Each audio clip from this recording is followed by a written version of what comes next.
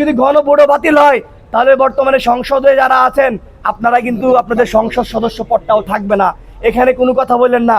ময়মনসিংহ বিভাগের যতগুলো আওয়ামী লীগের ফ্যাসিস্ট ছাড়া পাচ্ছে, এই ততগুলো ফ্যাসিস্টকে ছাড়ানোর সহযোগিতা করছে আবুল কালাম আজাদ।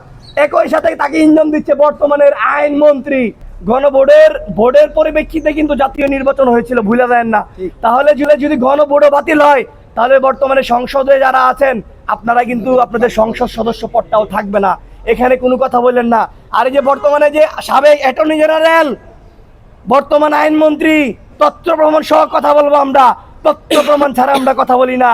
তিনি আওয়ামী লীগের বেশ কিছু নেতাকর্মীদেরকে নিয়ে বিভিন্ন রকম ভাবে ব্রিফিং করে, বিভিন্ন রকম কথাবার্তা বলে। আপনারা যদি বলেন আপনারা কিভাবে জানেন? আমাদের কাছে স্পষ্ট ছবি আছে, আমাদের কাছে স্পষ্ট প্রমাণ আছে। আমি একদম নাম ধরে বলবো, নাম ধরে আমি আপনাদের সামনে উপস্থাপন করব।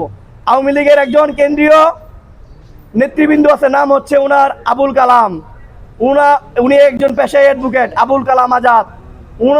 এই আবুল কালাম আজাদের সাথে আমাদের বর্তমান যে আইনমন্ত্রী আছে তার ঘনিষ্ঠতার ছবি একদম, যেটা জুলাই গণঅভ্যুত্থানের পরে 29শে আগস্ট 2025, এটা একদম স্পষ্ট ছবি। ঠিক সেই ময়মনসিংহ বিভাগের যতগুলো আওয়ামী লীগের ফ্যাসিস্ট ছাড়া পাচ্ছে, এই ততগুলো ফ্যাসিস্টকে ছাড়ানোর সহযোগিতা করছে আবুল কালাম আজাদ। একই সাথে তাকে ইন্ধন দিচ্ছে বর্তমানের আইনমন্ত্রী। আমরা আইনমন্ত্রীকে বলতে চাই, আপনি আজকে আইনমন্ত্রী হয়েছেন কাদের জন্য?